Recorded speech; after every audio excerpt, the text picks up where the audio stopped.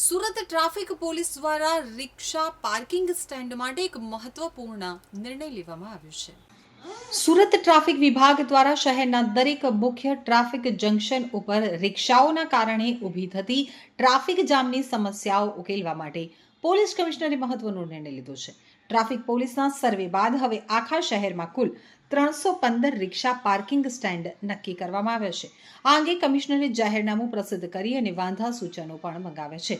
સુરત શહેરમાં હાલ ટ્રાફિકની સમસ્યા વિકટ બની છે તો શહેર વિસ્તાર સતત વિસ્તરી રહ્યો છે અને વસ્તી દર વર્ષે વધી રહ્યો છે. એક તરફ શહેરમાં સિટી બસ અને બીઆરટીએસ જેવી આધુનિક જન પરિવહન સેવાઓ ઉપલબ્ધ છે, તેમ છતાં સુરતના નાગરિકો મોટા પાયે રિક્ષા સેવાનો ઉપયોગ કરે છે. પરિણામે શહેરના મુખ્ય રસ્તાઓ પર અને ચોરાહાઓ પર રિક્ષાઓનું દબાણ જોવા મળે છે.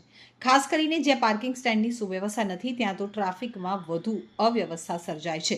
તો રિક્ષાઓ મુસાફરોને બેસાડવા અને ઉતારવા માટે ચોરાહા કે માર્ગ વચ્ચે ઊભી રહી જાય છે અને ટ્રાફિકમાં વધારો કરે છે. સુરતના જો ટ્રાન્સપોર્ટેશન માધ્યમ તરીકે આપણે જોઈએ તો બહુ જ મહત્વનો ટ્રાન્સપોર્ટેશન મીડિયમ એ રિક્ષા. ફક્ત સુરતમાં નહીં, દરેક સિટીમાં મોટાભાગે આપણને જોવા મળે છે.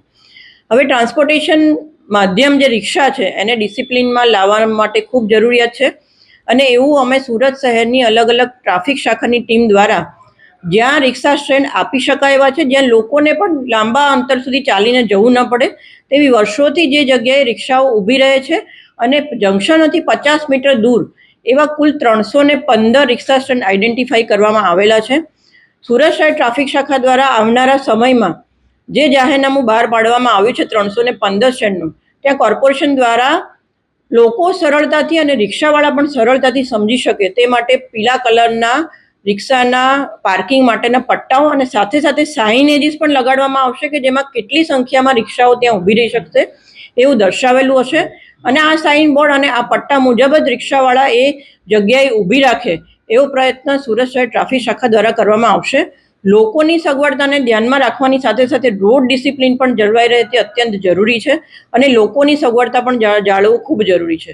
એટલે આ તબક્કે રિક્ષા એસોસિએશનની અવારનવાર ટ્રાફિક શાખા સાથે મિટિંગ પણ થયેલી છે, એમને સમજ પણ કરવામાં આવેલું છે અને મિટિંગમાં એમના જેટલા પણ સજેશન્સ હતા કે એમને કઈ જગ્યાએ રિક્ષા સ્ટેન્ડ જોઈએ છે, ક્યાં જરૂરિયાત છે, ટ્રાફિકમાં અડચણરૂપ ન હોય તેવી જગ્યાએ એમને રિક્ષા સ્ટેન્ડ આપવામાં આવેલા છે અને હજી પણ જો રિક્ષા ચાલકો અવારનવાર અમારા જે પણ સૂચનાઓ છે એનું પાલન નહીં કરે તો ચોક્કસપણે આવી રિક્ષાઓ ડિટેન કરી અને એમને આરટીઓનો મેમો આપવામાં આવશે અને કાયદેસરની કાર્યવાહી તો કરવામાં આવશે જ.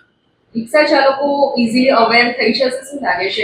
બિલકુલ, મને એવું લાગે છે કે સુરતીઓની સાથે સાથે રિક્ષાવાળાઓ પણ એટલા સમજદાર છે અને જો એમને કન્ટિન્યુઅસ એ બાબતે સમજ કરવામાં આવે કે તમારી રોજીરોટી પણ આની સાથે સંકળાયેલી છે અને લોકોનું જે અંતર કાપવા માટેનું માધ્યમ છે એ પણ લોકો માટે સરળતાથી મળી રહે તે ખૂબ જરૂરી છે અને જો પહેલા સમજથી કામ લઈ અને પાછળથી જો જે પણ સમજ નથી મેળવી શકતા એવા રિક્ષા ચાલકો વિરુદ્ધ કાર્યવાહી કરવામાં આવશે તો ચોક્કસપણે રિક્ષામાં જે અત્યારે ઇનડિસિપ્લિન દેખાઈ રહ્યું છે એમાં ચોક્કસ સુધારો આવશે એવું મારું માનવું છે.